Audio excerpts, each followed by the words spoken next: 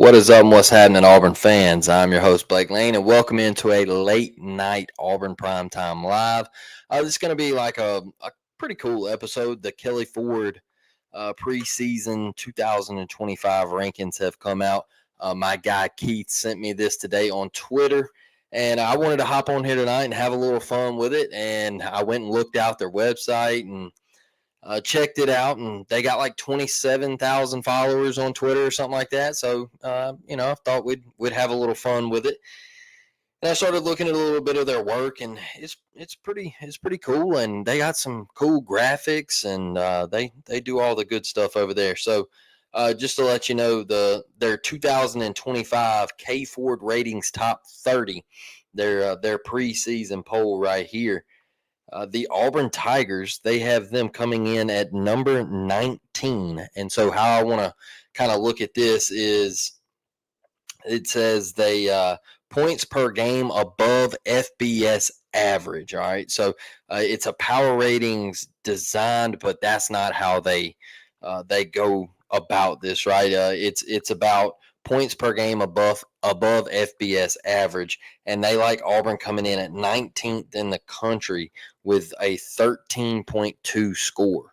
And just some of the SEC teams that are above Auburn right here is South Carolina coming in at 17 at 14.8, Oklahoma at 15 with 15.2, Ole Miss at 14 with 15.9, Tennessee at 13 with 14, and Florida at 11 with 16.8. Excuse me, Tennessee with 16. Florida with 16.8 at 11. Texas A&M at 10 with 17.5. LSU at 9 with 18.4. Bama at 5 with 23.4. Georgia at 4 with 23.7. And then Texas at 1 with 26.1. So they like the Auburn Tigers. They like the Auburn Tigers, and Baylor, your week one opponents, come in at number 24 with a score of 11.1. So they like the Tigers 2 points better than Baylor, and let's see, 1, 2, 3, 4. Well, four or five spots better than Baylor in this poll. So I thought that was pretty cool right there to kind of look at. Where does K Ford view Auburn in this top 30 right here? And they like them at number 19. And obviously we know in the preseason polls, Auburn sits right outside of the top 25 right there along with Baylor. So I think if you do win that game, you will be ranked in week 2 going in. So the defense, let's go to the defensive ratings, right? And once again, K Ford likes you here. They have defensive unit rankings. Here we go. That was offensive unit. Here we go. They have you at number 18. They have you at number 18. Unit power rankings presented on a 0 to 100 scale. 50 is the FBS average. Okay, 50 is the FBS average. They have Auburn with a score of 90.4, so they view Auburn's defense 40 points higher than the FBS average defense. So just speaking of a couple of SEC teams that are on this list, this is a top 30 list. You got Kentucky at number 28 with a score of 82.9. You have LSU at 24 with a score of 83.9. You have Florida at 21 with 87.6. Then you have Missouri a spot beneath Auburn at 18. Missouri comes in at 19 with a score of 90 on the nose. Right above Auburn, you have Texas A&M at 17 with a 90.7. South Carolina at 16 with a 91.2. Oklahoma at 11 with a 92.9. They really like that Sooners defense. Ole Miss at number 7 with a 95.4 rating. Georgia at 6 with a 96.2. Bama at 5 with a 96.2, Tennessee at 4 with a 97.4, and Texas at 1 with a 98.5. So 1, 2, 3, 4, 5, 6, 7, 8. So they're saying that Auburn, they're 18th, but it's the 9th best defense in the SEC. So they still like the Tigers now. They still like the Tigers. Let's go to the offensive ratings real quick. Offense unit ratings. Let's see here. Unit power ratings presented on a 0 to 100 scale. 50 is the FBS average, okay? 50 is the FBS average. So The Auburn Tigers come in at ranked 47th on this poll. They have them with a score of 67.1. So pretty close to the average. I would have liked to seen the 2024 ratings. Where did they have Auburn in those? Just to throw it out there, a couple of SEC teams better than us. Arkansas is on there. Tennessee is above us. Missouri is above us. South Carolina, obviously, and we can go on and on. Texas, Florida, all those. They have Baylor at number 16 with a score of 89.5. So they have Baylor ranked 19? Let's see. They have Baylor at 89. And so 22 points better than Auburn because they have us ranked at a 67.1.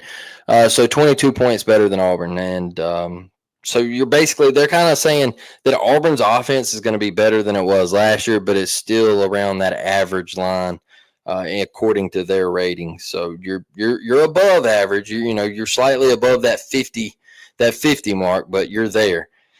And one thing I do like is we're going to pull up the weekly change. Here it is. So, you were above that top 50, right? You were on that little top 50 line, but the weekly change is going off of the points per game upgraded or downgraded by the model compared to the final 2024 K Ford ratings. So I think this is the big one that I really like. They have Auburn sitting at number 16 with a 4.6 jump, right? So I think they see Auburn 4.6 points per game better than they did in 2024. Auburn averaged 27 points per game last year, like 27.6. So just say you're 4.6 higher than you were last year. You're going to be averaging around 31, 32 points a game, and I think that would suit the Tigers very well. Especially with that defense that you're going to have. And if you're middle of the pack in the conference and offense, I think that would serve you well. And I think you'd win a lot of games, man. I really do. I just think I think you're going to win a lot of games. And I like seeing things like this where people love the Auburn Tigers, man. They like to show Auburn a little bit of love. And I think these are pretty cool to look at. Like, they throw in a lot of statistics and they throw in a lot of numbers and they crunch them with the computers and they try to get the best possible outcome. I think it's pretty cool to look at, and they have Auburn ranked 16th as an upgrade in the country and from 2024 to 2025. So they believe that Auburn is going to be vastly better than they were a year ago. And that's why I really liked looking at this poll and the jump that Auburn could potentially make in 2025. Yeah, here we go. I wrote it down in my notes, 27.6 points per game. So if you could get in them 30s, I think that would do you very, very well. Now, after going over that, we're not going to be on here too terribly long. I know it's late at night. Everybody's probably asleep. We do got a couple people in here in the chat. We got Steven says, War Damn Eagle. How are we doing, Steven? How are we doing, man? How are the vibes feeling? We're so close. We are almost there. Miss Karen, War Damn fam. Connie getting in here. War Damn, y'all. How are we doing tonight? Wanted to go late night. Wanted to just hop on here and talk about it. We'll probably do another live Wednesday. And because tomorrow I got some Mardi Gras stuff that we got to take care of. So I wanted to hop on here tonight, but then we'll do the big show probably Wednesday night. And then obviously we'll do the SEC show Thursday. I'm also doing an Alabama show Thursday afternoon. So there's a lot to take in this week. That's why I kind of wanted to get on here and fit this one in here. But this morning, the Auburn Tigers, they announced on social media that number 2 will officially be retired. And they did a video, man, and it was of John Cohen breaking the news to Cam Newton and telling him that nobody will ever be able to wear number 2 in the history of Auburn football for eternity, man. Nobody. Like, it's over. It's wraps. is done. Now I could sit here and say it's 14, 15 years too late, right? But it's better late than never, and never late is better. So, by the wise words of Drizzy Drake, Aubrey Graham, better late than never, man. Better late than never. So, with Cam getting number 2 retired, and I've seen a couple people out there say that it was the pressure of Deuce Night and things like that. We know nobody has worn the number since 2010, but it still wasn't officially retired. And it kind of ate at me. And y'all know, as long as y'all been following me, that I have always been very outspoken about number 2 never being worn again. And if he has a statue outside with number 2 on it, then how could you let somebody wear that number inside the stadium? And it's the same way I feel about Bo, and it's the same way I feel about Pat. I don't feel like those numbers can be worn again. And everybody might say, well, retiring numbers is stupid because eventually you're going to run out of numbers. Well, my thing with Cam and Bo and Pat,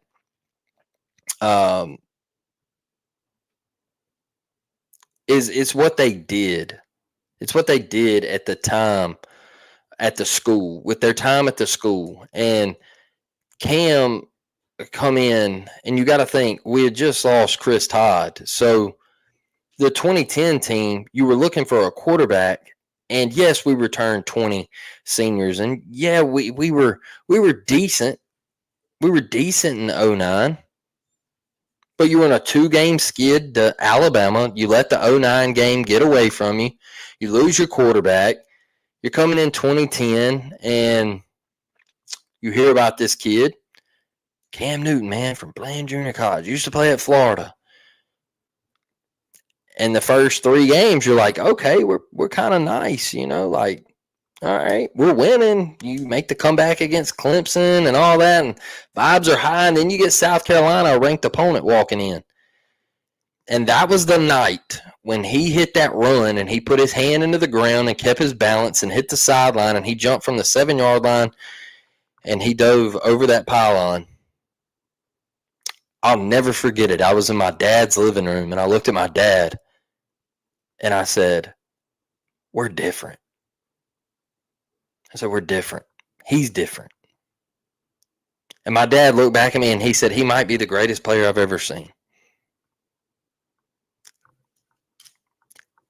And that's where it started, in my opinion. That's where it started. That South Carolina game. That is when Super Cam become the man. And it carried on the rest of the year. And watching him navigate that team, who was, let's be honest, a 500, they might have went 7-5. They might have went 7-5. You don't know who would have been the quarterback and all this stuff. If Cam wouldn't have come, who else would they have got or whatever? You could have played that game. But that was a 7-5 team, 8-4 team, and he elevated them to perfection. Not 12-1, 13-1. No, perfection. Undefeated. Never lost. Cameron Newton. And that is why number 2 deserved to be officially retired, is because he brought the crystal ball to Auburn, Alabama. And you see former players, former greats, getting on Twitter today and saying, hey, Bo, congratulations. You changed Auburn forever. You changed Auburn forever. That's right, Jalen. 14-0, dog. Undefeated. Never lost. It wasn't 13-1. It wasn't 12-1. It wasn't none of that funky business. It wasn't no Ohio State going 10-2 and then having to run the table in the playoffs. It was perfection. And as long as you've known me, you've known that's when they started that crap about Deuce wearing it in the summer. Deuce Knight should come in and wear number 2, Deuce on Deuce. And I'm like, no, because as an Auburn fan, that's a slap in the face. And for me, I take up more for Cam because I wasn't around for Bo Jackson. I wasn't alive. I have to go off of what my dad says and what people around me who are older than me have to say. I ask my dad all the time. I'm like, man, like, what was Bo Jackson like? My dad will tell me. He was like, man, greatest athlete to ever walk the earth, Blake. Could do it in baseball, could do it in football. Would have been Hall of Fame in both if he wouldn't have got hurt. And I'm going to tell my son, who's in there asleep right now because he wasn't here to see Cam Newton, he's going to ask me in a couple years when we're going to Auburn games, he's going to say, Dad, what was Cam Newton like? And I'm going to say, son, he was the greatest thing I've ever seen. He was the greatest thing I've ever seen. And I'm not even kidding. Because I knew when two strapped it up and he walked out onto that field, we weren't losing. Even in Tuscaloosa, we weren't losing. I'll never forget him walking around, running around in Bryant-Denny with his hand over his mouth. Y'all talked all that crap before the game. You played your music. Take the money and run. You did all that, and I still got you. That is why number 2 means the world. That's why it should mean everything to Auburn fans. He brought a crystal ball to Auburn. Brought a national championship when Nick Saban had just won one the previous year. he did it, man. He did it. Like Nick Saban, you thought, man, tell me this. And I remember watching the national championship game, the Alabama-Texas game, and watching Alabama celebrate. I was like, man, this ain't good. You know, like Auburn might not never get there. Like our rival, this ain't good. And then the next year, it's like, hey, Cam Newton, bang. He's the greatest, man. And anybody that wants to argue with me, I know LSU fans are like, oh, Joe Burrow, look, we can put roster on roster. We can put schedule on schedule, dog. Cam Newton, he went into Bryant-Denny with one of Alabama's best rosters. I know they didn't win the national championship in 2010. They lost 3 games and all that hoopla, but that was one of their best rosters in the Nick Saban era. He was down 24-0, come back. The Clemson game, he was down at half.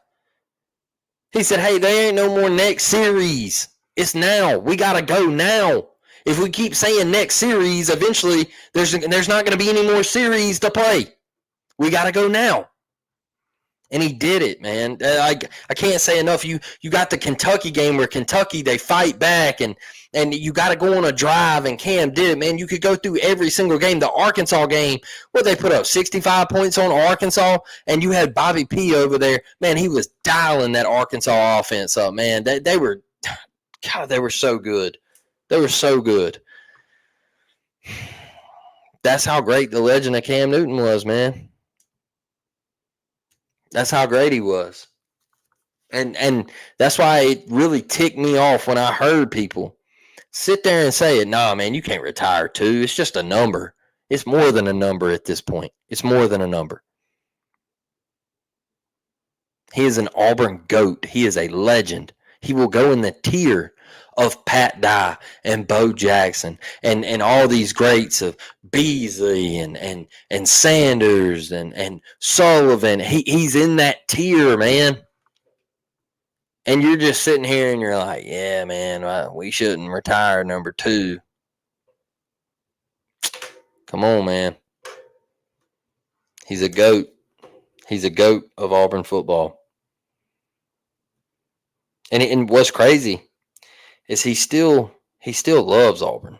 And people are like, yeah, he was only there for 1 year. He just used Auburn. He still comes back. He still comes back. Listen to his podcast. He talks about Auburn on his podcast.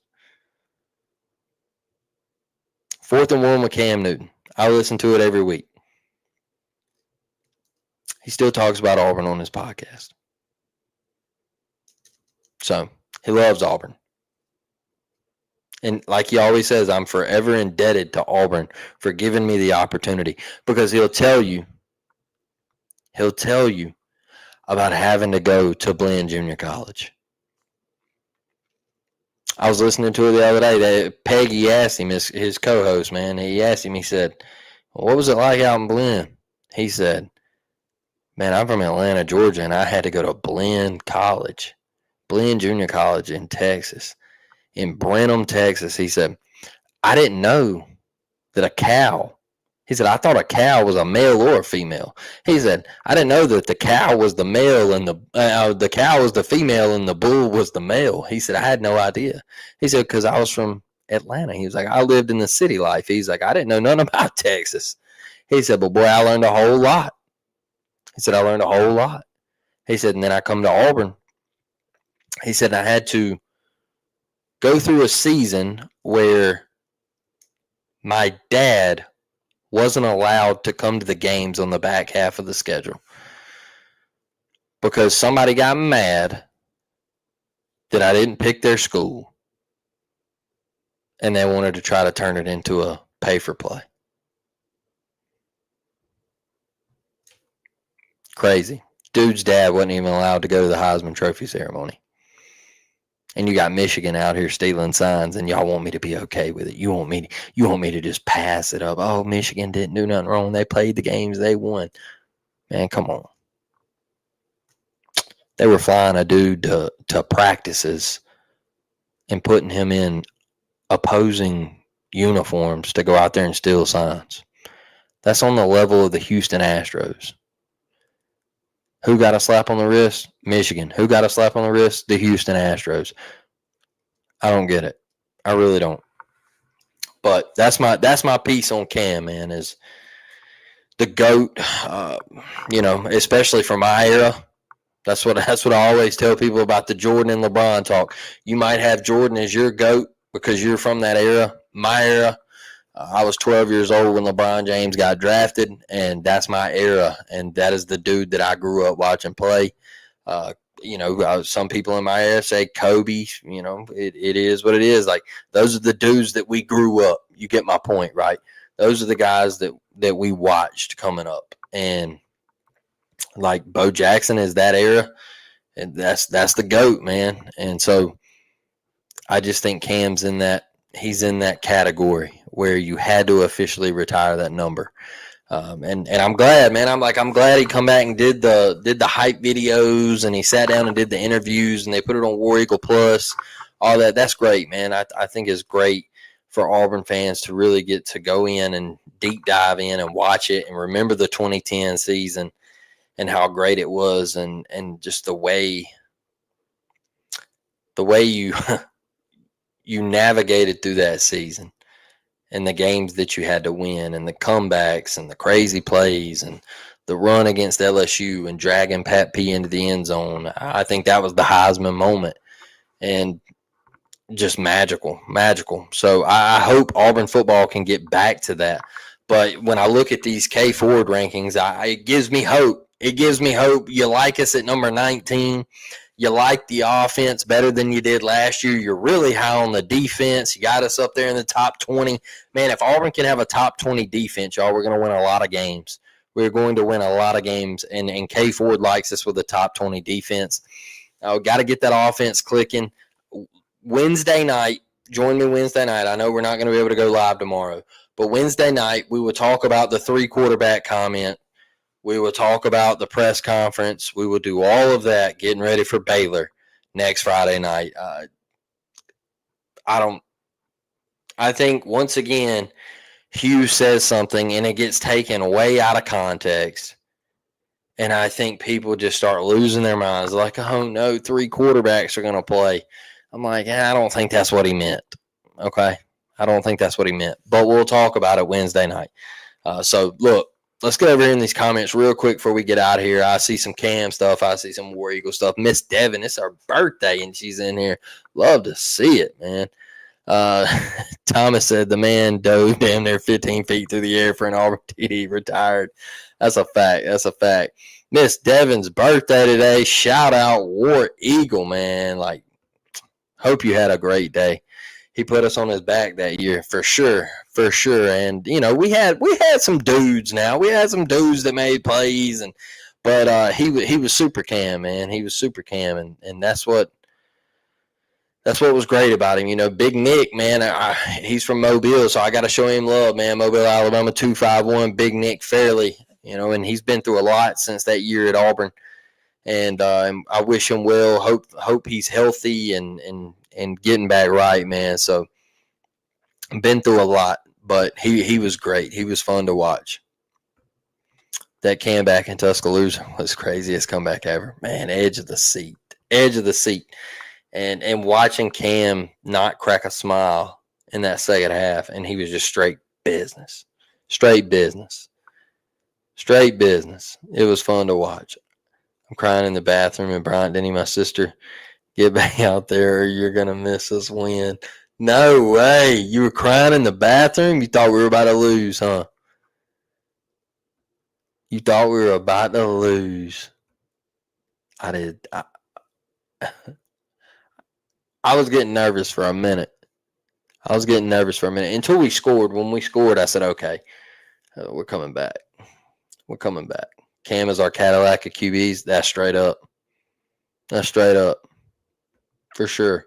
The way Cam's dad was treated was atrocious. That's a fact. Look, let me tell y'all something. I'm going to be straight up with you.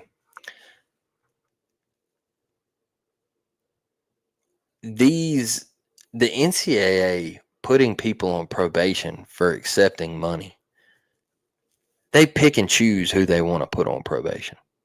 They pick and choose who they want to target. They pick and choose who they want to punish. I told y'all months ago with the whole August 1st thing.